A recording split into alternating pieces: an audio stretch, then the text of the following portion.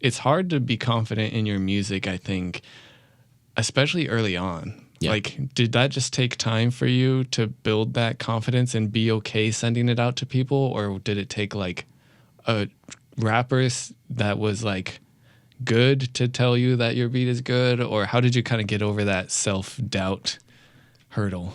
Oy. Or have you gotten over it? Sounds like you're making good steps. I don't think anyone ever really gets over it. I think even Nick Mira tweeted, he was like, I don't know how you guys go on and think that your beats are amazing, because I hear mine the next day and they're trash. Yeah. And I feel that like on a personal level, because I'll go back and be like, man, this beat was so cool when I made it yesterday, and I'll listen and I'll be like, it's okay. Right. Like, you know, even though it probably is good, right. But it's just like, it never sounds quite as good to you. Yeah. But I think the way I got over it was just, I don't even know. It was just some blind thing where I was like, if this is really what I'm going to do, like, I'm going to have to go for it. Like, and I just forced myself. But I mean, I think that's why I was taking so long to make beats at first when I was starting out, was because that was part of just my anxiety, was like, I didn't want to make them and show people and stuff. But as I've started progressing and making them faster and faster, like, I think that's just me being like, okay, I'm finally getting over this mental block of like, my beats aren't good enough. They are. People will like them, and I just need to find those people. So I don't want to jump too much into the conversation of music being objectively good or just subjectively good or anything like that. But I just kicked my water over on the carpet. It's all good. Do you think, I kind of wonder sometimes if the bad beats become a trend in some way or another. You know what I mean? Like somebody who has their hi-hats way too loud and obnoxious, or somebody who made their 808 way distorted, or going back to when like electric guitar, they distorted it and then it was like punk music or whatever. I don't know like all that history, but do you think the confidence is important for people to know if your music is even good?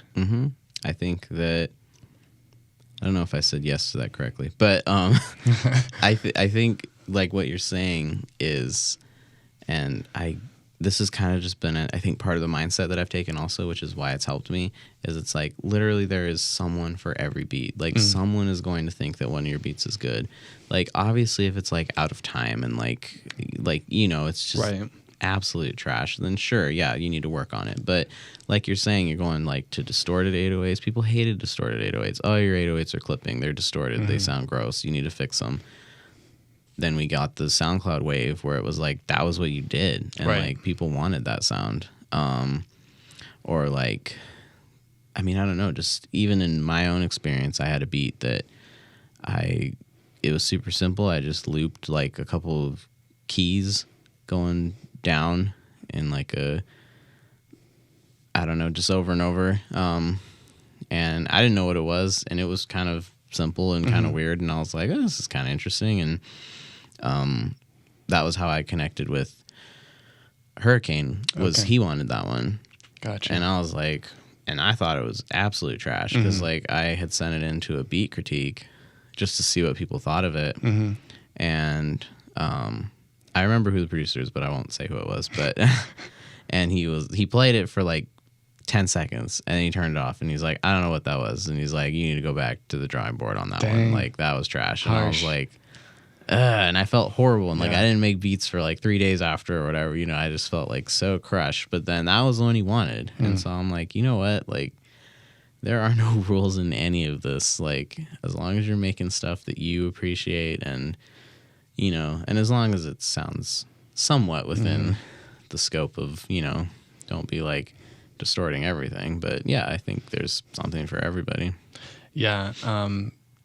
I agree, even though it's hard still to like wrap my mind around that. And there's beats on my hard drive that are really hard for me to like put out in the world.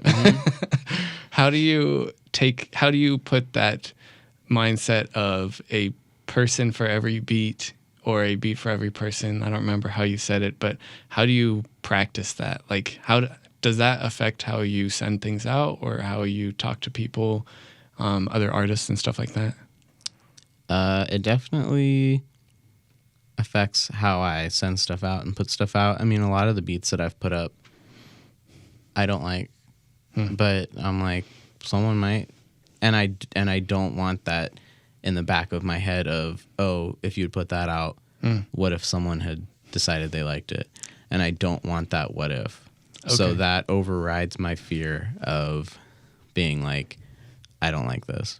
Interesting. Okay. Yeah. So you don't, so the worry that somebody, do you think somebody could come to your page and like, this beat is really good, and then click on like another beat and be like, oof, you know, I don't want to work with this guy because not all his beats are good? Isn't that like ridiculous?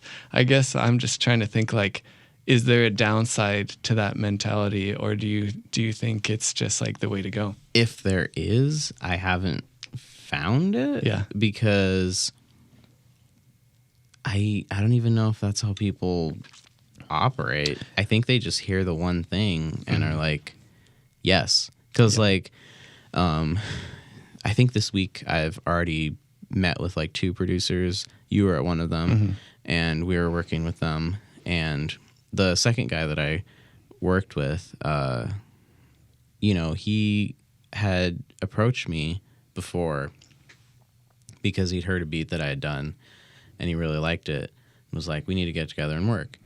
Then he heard another one that I had done, was like, we really need to get together. So we made it happen, put it together, met up, made beats.